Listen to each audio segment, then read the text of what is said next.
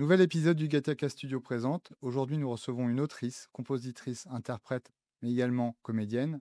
Aujourd'hui, nous recevons Grain. Bonjour Grain. Salut Greg.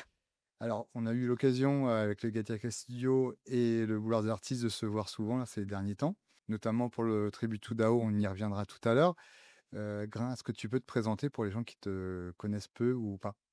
Alors, comme tu l'as dit, je suis du coup interprète, compositrice, autrice et également comédienne. Mon projet Grain, je le développe depuis 2022 et du coup, le style, c'est je mêle chansons françaises intimistes, un peu de pop et avec une teinte, d'électro et pas mal de mélancolie. Grain, quelle était la place de la musique étant enfant et adolescent? Ça a commencé toute petite. Et j'ai le souvenir, je sais plus l'âge que j'avais, je devais avoir peut-être 5 ans et j'étais restée, bloquée, complètement immobile devant, un opéra, à la télévision et j'étais remplie, remplie, remplie d'émotions. Je comprenais évidemment rien, mais en tout cas, ça m'a énormément touchée et par la suite, vers l'âge de 6 ans, j'ai demandé une guitare. Je savais pas du tout jouer d'un instrument, je sais pas pourquoi. J'ai demandé une guitare, mais je l'ai eue par le Papa Noël et j'ai mis très, très, très longtemps à apprendre, à partir de l'âge de 16 ans, 17 ans et voilà, en gros, mais en tout cas, la musique a toujours fait quand même partie, hem, toujours fait partie de ma vie, déjà dès petite, dans les fêtes familiales, dans ma chambre, dans mes oreilles tout le temps et puis aussi, à l'école, mais ça faut pas le dire. Tu as eu aussi une expérience et un parcours artistique au théâtre. Est-ce que Oui. tu peux aussi nous expliquer un peu comment c'est venu? Est-ce que c'est aussi venu avant la musique ou c'est les deux en Mmh. même temps, peut-être? Je pense que la musique a fait partie, de mon environnement avant. Je connaissais pas vraiment le théâtre et pour faire assez vite, j'étais, au collège et alors j'étais pas timide dans mon milieu familial, mais j'étais quand même assez timide avec le monde extérieur et les humains m'ont toujours impressionnée.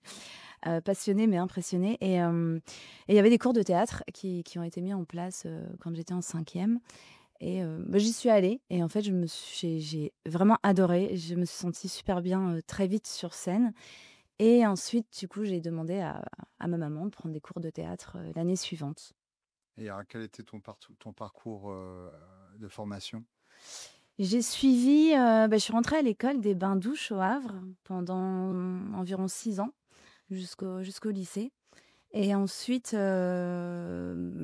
fait quelques études, pour faire plaisir à mes parents et me dire quand même que j'avais quelques bagages derrière moi et je suis partie faire les cours Florent à Paris, les 2 dernières années. Ensuite, j'ai joué pas mal au théâtre et puis, pour des raisons, personnelles, j'avais arrêté quelque temps et ça me manquait beaucoup, beaucoup, beaucoup. Donc je suis repartie, à Paris pour suivre, une formation au laboratoire de l'acteur. J'ai joué pas mal au théâtre. J'ai écrit un livre qui a été publié, aux éditions L'Harmattan et puis, ouais, j'ai continué, moi j'ai fait pas mal de scènes Et de mise en scène, il me et semble, de hein. mise en scène. Ouais, ouais, en fait, j'ai commencé à écrire mes propres textes et à les mettre en scène. Après, je prenais, un coach d'acteur, d'actrice, pour avoir un œil extérieur. Mais oui, ouais, j'aimais beaucoup aussi, mettre en scène et me mettre en scène. Et puis, et en fait, ce qui s'est passé par rapport à mon parcours, et j'avais un groupe de musique quand même adolescente. J'avais un groupe de reprises pop rock, mais le théâtre, ça me prenait beaucoup de temps Donc, tu as et mis ça de côté. ouais, j'ai mis ça de côté et sauf que dans mes mises en scène, la musique faisait quand même partie intégrante de mes créations quand même. Mais en fait, comme ça a marché assez vite, avec le théâtre et que je me sentais super bien sur scène, je me suis vraiment centrée là-dessus et ce qui s'est passé, c'est qu'avec, 3 amies comédiennes, on a écrit des sketchs, et on devait les jouer. Du coup, je me souviens très bien de cette date, c'était le 17 mars 2020, donc le jour du premier confinement et on a bossé dessus pendant 1 an, sur l'écriture, les répétitions et cetera et en fait, ça m'a vachement frustrée, parce que c'est quand même un travail conséquent. Ensuite, le fait d'être programmé dans une salle de théâtre, c'est longtemps à l'avance et cetera et j'étais pas vraiment moi d'humeur, à balancer des sketchs sur les réseaux et cetera. J'avais vraiment l'envie d'écrire et d'écrire et d'écrire. Je me remettais en question sur plein de choses et ma guitare traînait donc au bout de beaucoup, beaucoup d'années et je l'ai prise et avec les quelques accords que je connaissais, bah, j'ai commencé à trouver des petites mélodies comme ça. J'ai commencé à écrire et je me suis dit: «Ouais, trop chouette, en fait, tout ce que j'aime», donc l'écriture, l'interprétation, la musique, tout en et j'ai commencé à écrire et j'ai écrit plusieurs chansons, en fait, pendant le premier confinement. Ce qui m'a emmenée, en 2021, à suivre un stage d'un an à la Manufacture Chanson et là, ça a vraiment été un déclic. J'ai fait vraiment des rencontres, humaines et artistiques, hyper riches et je travaille d'ailleurs maintenant, beaucoup avec cette structure et avec des artistes, qui en font partie. Et alors aujourd'hui, comment tu définirais ton univers musical? Alors, bah, ça bouge un petit peu. En fait, je travaille donc avec Bertrand Louis, que j'ai rencontré à la Manufacture Chanson, qui s'occupe des arrangements de mes morceaux, et de la réalisation. Et pour mon premier EP, je parlais du coup, j'avais des termes assez basiques. C'était en gros, j'aime pas le ding ding un peu aigu, le boum boum, etc. C'était pas très très clair. Je pense qu'il me comprenait bien, mais du coup, il s'occupait vraiment, vraiment de la prod à 100%. Il me donnait vraiment beaucoup d'idées, etc. Et aujourd'hui, petit à petit, bah, je mets quand même la main à la pâte sur la production, etc. Et mon univers aujourd'hui, je dirais que c'est pop intimiste et avec une teinte d'électro et bah, toujours de la mélancolie, mais ce que je souhaite davantage, c'est de mettre mes textes en avant et même, aller vers du parler et pourquoi pas du slammer sur certaines de mes chansons. Donc vraiment avoir ce côté quand même, de mélange. En fait, j'aime bien le mélange assez fragile, assez pudique, assez intime des paroles, des mots, et cetera, de la structure et en même temps le côté moderne un peu électro. J'aime bien toujours cette balance, trouver cet équilibre là-dedans et j'aime aussi, les chansons, ce que j'appelle les chansons complètement nues, avec un seul instrument et la voix. Voilà, quelque chose qui est sur le fil et simple, mais la simplicité parfois c'est pas facile. Et est-ce qu'il y a des artistes qui t'inspirent ou tu te sens un peu dans l'univers de une sorte de famille artistique? Bah, ça c'est, j'ai toujours du mal à répondre à cette question. Hem J'écoute beaucoup de choses et selon mes humeurs, je peux vraiment écouter du classique, je peux écouter du rap, je peux écouter de la pop, je peux écouter des chansons hyper anciennes comme des chansons. J'ai vraiment du mal bah, j'aime pas dire comparaison, c'est pas se comparer, mais être dans une famille. Après, j'écoute, je dirais que tout ce qui est un peu pop, hein, c'est intimiste avec de l'électro, bah, je pense à Bleu Berlin, le côté un peu plus intime avec un ou 2 seuls instruments, quelque chose d'assez comme ça sur le fil. Il y a Pomme, Colin Rio, hem, voilà, il y a plein comme ça, plein d'artistes en tout cas qui m'inspirent. Je peux pas ni me comparer ni me mais en tout cas, je sais qu'elles m'inspirent énormément, ouais. C'est quoi ton processus de création? Est-ce que c'est la musique qui vient et ensuite les paroles ou c'est les textes qui vont amener la musique? Comment tu travailles?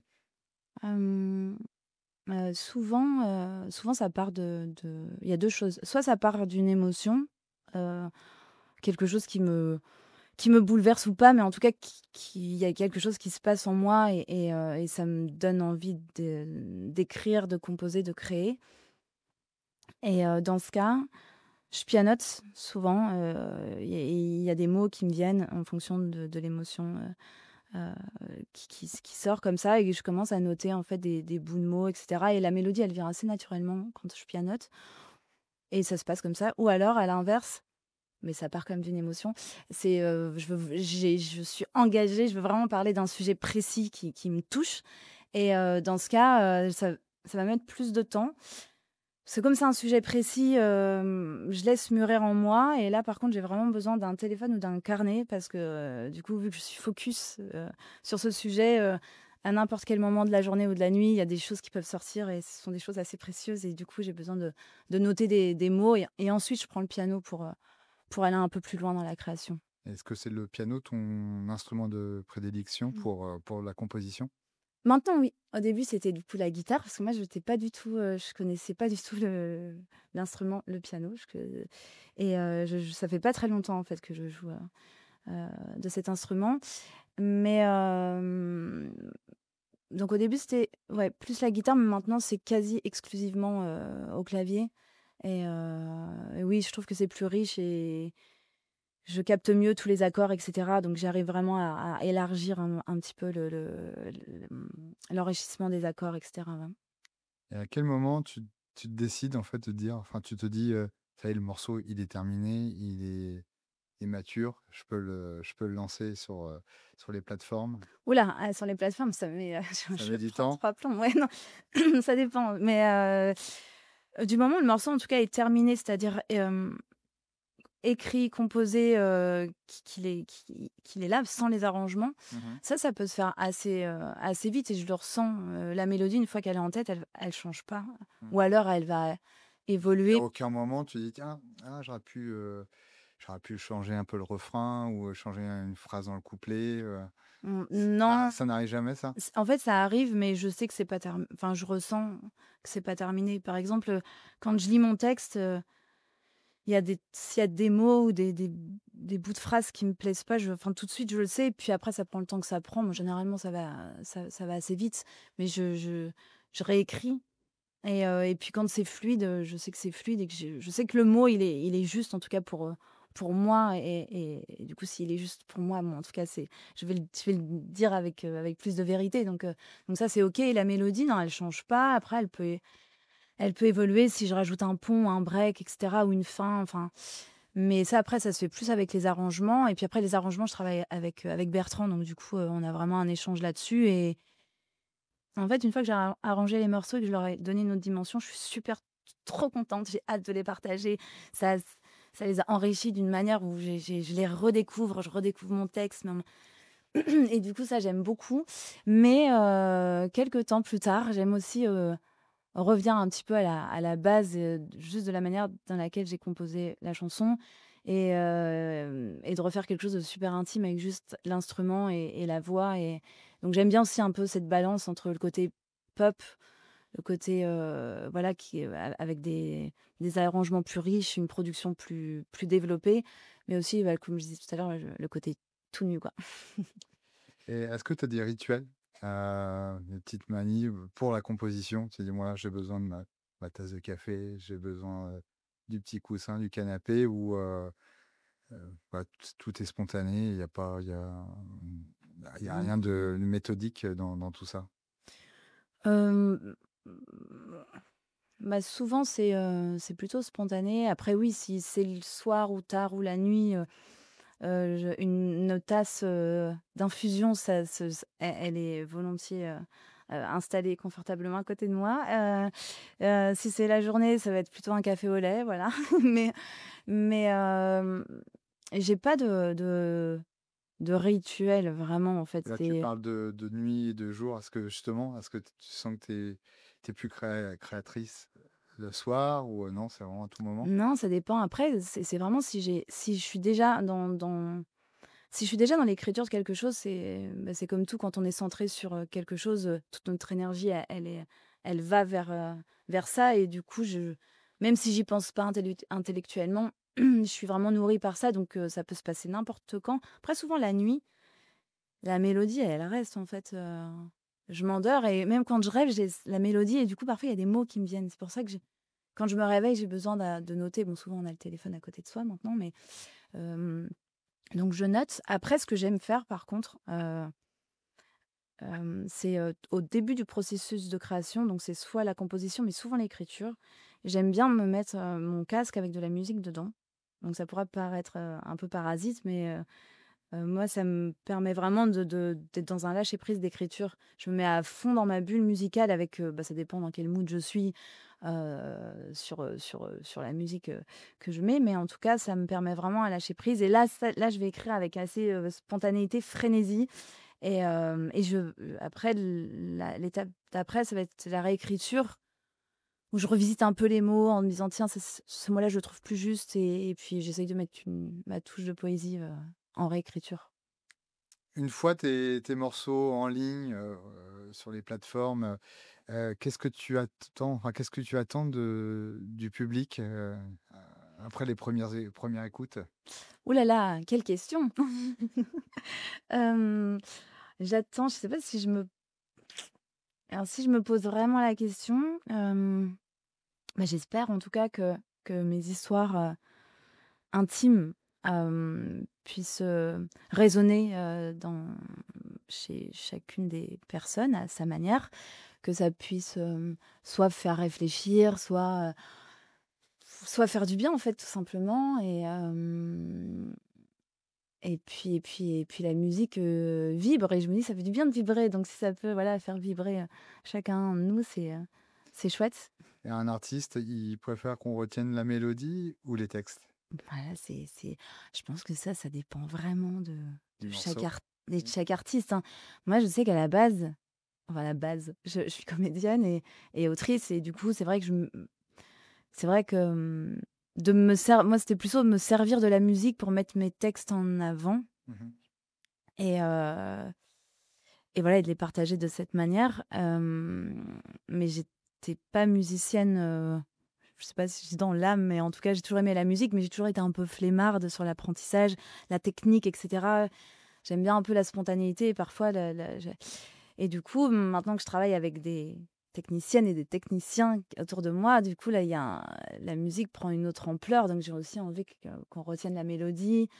Mais si en plus, on peut se souvenir des textes, malgré une prod qui peut être aussi assez pop et parfois on oublie le texte, on n'écoute pas vraiment le texte sur des fois ça me fait un peu peur. Je me dis: Avec un son un peu pop et cetera, les gens vont être plus» c'est génial, hein, vont être plus vibrés par la musique et cetera, par la mélodie.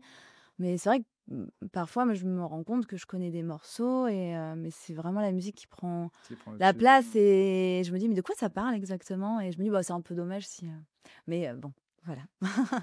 Bon, c'est C'est comme ça. une réponse de Normande, en fait. Tu comment ça? Ah Je peut-être. suis un peu parisienne aussi, moi. Hem, Tu as sorti ton premier EP, La Mmh. Flaque. Oui. Quel est ton regard sur cet album, cet EP? Mmh mh. Après un petit peu de temps là, il y a combien de temps qu'il est sorti? Il est sorti, le 19 avril 2024. 1 an et demi, Mmh. presque. Bah, déjà, je lui porte beaucoup d'affection. C'est mon premier er EP, c'était ma première fois au studio, c'est pas rien. Mes premières chansons, les premiers arrangements et cetera. Hem, à la base, je pense que j'étais un peu inconsciente, c'était pas du tout concret. J'avais envie de les partager d'une autre manière, que le live, en fait. Voilà, que les chansons, elles puissent voyager, ailleurs et aussi le fait de faire ces arrangements, en fait, de leur donner une dimension et cetera. J'étais trop contente, mais j'avais pas du tout, conscientisé, en fait, les retours, tout simplement. C'était vraiment juste les partager et puis avancer davantage aussi, pouvoir aussi que mon projet, au bout d'un moment, parce que moi je pensais peut-être, me dire: «Tiens, je vais attendre une centaine d'années avant de sortir ma première chanson» et merci Bertrand et Bertrand m'a dit: «Mais au bout d'un moment, il va falloir, Oui, sortir quelque il chose». y a toujours un élément déclencheur ou quelqu'un Mmh mh. enfin, pour la plupart des artistes, hein, quelque chose qui va pousser à Ouais. franchir le cap, quoi. Ah ouais, ouais, Donc lui, complètement et c'est ça a pour été ça que lui, c'est du coup. franchement, ça a été lui. Ouais. Voilà, oui, Bertrand, ça a été toi Mmh. et je suis donc au début, j'étais un peu, pas peureuse ou mais bon, je me suis dit: «Ouais, mais bon, je peux être encore plus prête et cetera». Mais bon, effectivement, on est forcément pas forcément une fois prêt parce que voilà, on évolue chaque jour et voilà, bref, on le sait tous et du coup, ben, déjà les retours ont été superbes. J'ai été vraiment trop contente parce que je pense que je m'attendais, voilà, à rien et ça grâce à ce premier er EP, bah, mon projet a grandi vraiment énormément. J'ai pas mal de collaborations qui se sont mises en place, notamment avec ma manageuse. J'ai rencontré, on en parlera peut-être tout à l'heure, des structures formidables. J'ai rencontré, bah, différents médias qui ont été aussi sensibles à ma musique. des radios, des salles, bref, c'était super en fait et voilà et Alors, tu parles de ça, justement, les premiers contacts avec ton public, hein, avec ton projet perso, comment ça s'est passé? bah, je me souviens de ma release party pour la sortie de l'EP. C'était donc à la Manufacture Chanson et voilà et je les remercie encore, c'était super. C'était en fait, ce qui m'a fait bizarre, c'est, bon, du coup, j'avais pas mal de personnes que je connais aussi et qui attendaient, cette sortie, avec impatience, mais aussi c'est de voir des personnes qui connaissaient mes chansons, donc qui avaient pas mal écouté déjà avant et et puis, ouais et puis plein de retours enthousiastes et aussi d'être aussi intéressée par, le processus de création, «Tiens, j'ai eu pas mal de retours et ça m'a fait plaisir sur mon écriture». C'est quelque chose qui, bah, comme je t'ai dit un petit peu tout à l'heure, comme j'écris vraiment depuis petite et donc c'est quelque chose à laquelle je suis assez sensible et qu'on puisse en tout cas, le ressentir et ressentir voilà les mots et les textes et les engagements et cetera, ça m'a hyper touchée et c'est un peu con parce que parfois on a toujours ce truc de dire: «Est-ce que je suis légitime sur telle et telle chose?» C'est une belle reconnaissance donc ça permet d'avancer, avec plus de force. Ah, oui, j'imagine que le public apporte de la force. Est-ce que tu as aussi, vous êtes toujours jugé par le public, mais aussi par la presse. Est-ce que tu as aussi des retours de la presse sur ton travail? Les retours ont été que positifs puisque, je pense que si retour négatif, je n'ai pas eu de retour du tout. Donc en fait, les personnes qui m'ont répondu ont été, plutôt sensibles et j'ai eu, la presse en tout cas qui a parlé de mon projet et de mon EP et les radios en ont parlé de manière, super puisqu'ils étaient au rendez-vous. Après évidemment on s'adresse à beaucoup, beaucoup de médias et on a peu de réponses. Donc après les autres, je sais pas du tout. Peut-être, n'ont-ils pas écouté? Et du coup, j'imagine que avec ce public, ces retours positifs, pour la presse, ça te donne un élan pour proposer un nouvel EP. Il y a une attente du public, j'imagine, lorsqu'ils viennent te voir en concert. Ils attendent certainement un nouvel EP. Mmh mh. Est-ce qu'il y a quelque chose en préparation? Il y a déjà eu une petite suite quand même, parce que j'ai sorti 2 autres, singles, Géant et Boîte à musique, qui est sorti, en avril dernier et puis, pour la suite, oui, il y a des choses, qui cogitent, partout, partout, partout, pour l'année prochaine. D'accord, bon, on va y venir. Alors, tu parlais de Géant et de la boîte à musique. Oui. Est-ce que alors, je parle peut-être un peu plus sur les textes de Géant. Est-ce que tu te considères comme une artiste engagée? Alors j'aimerais l'être, sincèrement. Parce qu'en fait, j'ai vraiment du mal dans la vie dans la vie, d'exprimer ce que je ressens et de verbaliser. Et c'est vrai que par écrit, c'est beaucoup plus simple et ensuite, une fois que c'est posé sur papier, les interpréter, ça me paraît complètement OK. Et du coup, mais j'aimerais être plus engagée dans la vie, mais effectivement, je me sers de la musique pour pouvoir, dire, libérer la parole, raconter des choses qui me bouleversent et du coup, Géant, effectivement, ce sont des histoires qui sont trop répétitives et qui sont assez bouleversantes et qui sont, Est-ce que tu peux nous en parler un peu justement des textes de Géant, du hem, sujet? le sujet, c'est des violences, sexuelles. Je parle d'un viol qui a été fait à une petite fille de 9 ans, heu, donc voilà. Donc, sujet, oui, engageant et que Ouais, après j'ai pas voulu, de mettre, ce qui a été assez compliqué, c'est aussi comme c'est sous la forme de spoken word, donc du coup c'est un texte parlé avec un refrain, chanté.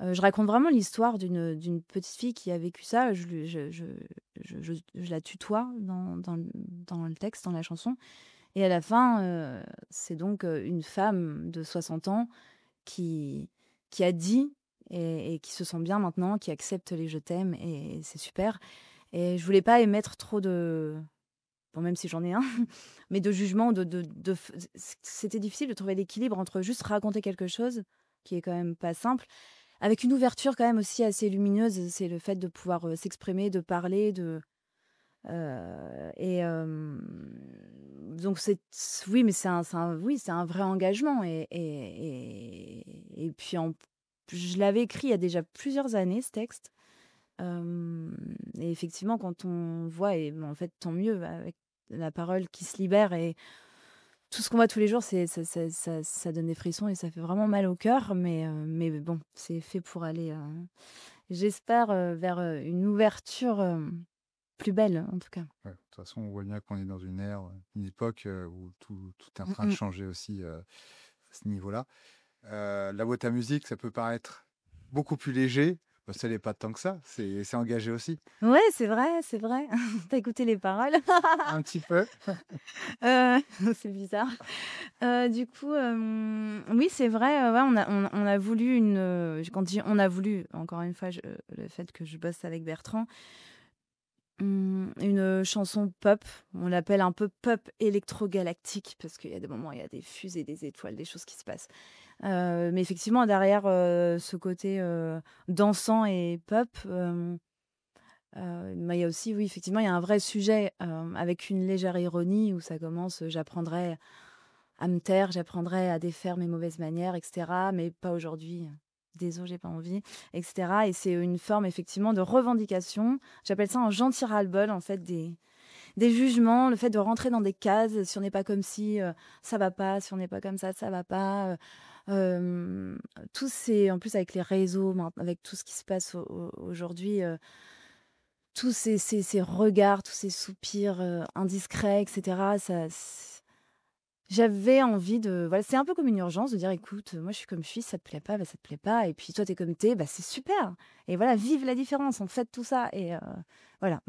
Ouais, c'est vrai qu'avec ces 2 titres, on apprend quand même à te connaître, en fait, la personne que tu es et même au niveau musical, on est quand même sur 2 morceaux qui sont complètement, aux antipodes, Mmh c'est mh. ouais, en 2 morceaux, on découvre un peu tout l'univers de Grain. Je me trompe? Ben, non, non, non, bah, ouais, bah, c'est super.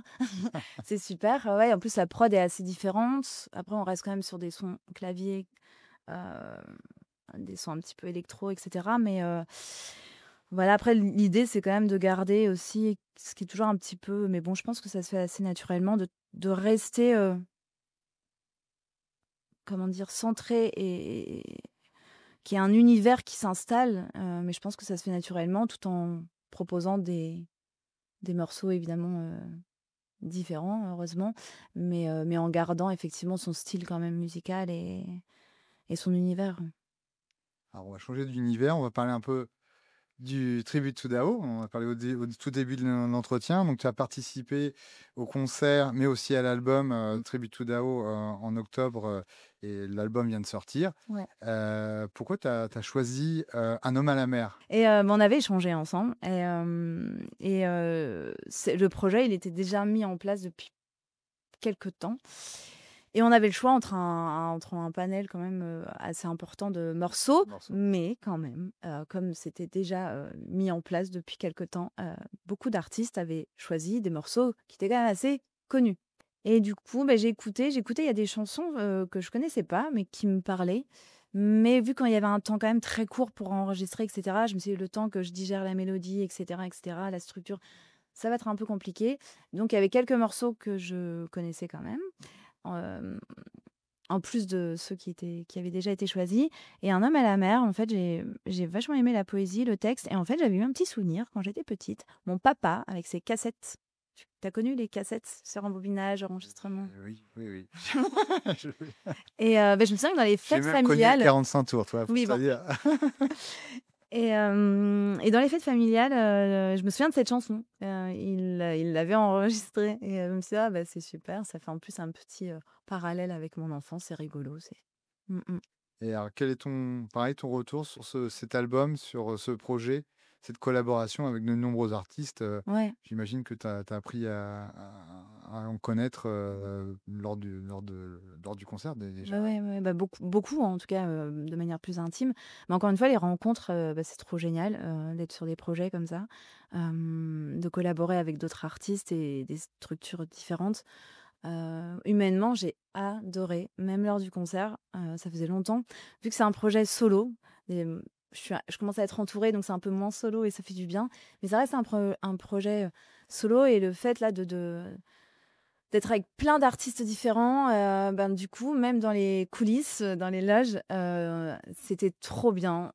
Tout le monde a pris sa guitare, son instru, et cetera. On se mettait des musiques, on faisait des reprises, on chantait ensemble et je trouve que l'énergie, elle était hyper solaire et hyper respectueuse et bienveillante. On était trop contents d'être ensemble. C'est quoi ton rapport avec la vidéo, l'image? Est-ce que c'est un outil que tu affectionnes en tant que comédienne? J'imagine que tu dois scénariser aussi un peu tous tes titres dans ta Oui, tête, hein? ouais, ouais, oui, ouais, j'ai tendance et en fait, je voulais, même pour le premier EP, je voulais faire qu'un clip parce que c'est déjà beaucoup d'investissement, beaucoup d'énergie. Même financièrement, enfin tout, c'est quand même, voilà, c'est quelque chose mais à chaque fois que je fais un morceau, j'imagine des images et j'ai co-réalisé, plusieurs clips, avec Jean Pouletti, qui est mon amoureux et on s'appelait Le Couple à ce moment-là, ça allait pas mal. Mais j'avais aussi quand même ce regard, à regarder, à l'écran et effectivement, ça, j'ai toujours aimé et au début, pour mes premiers clips, j'étais en coréal, encore une fois, on était tous les 2.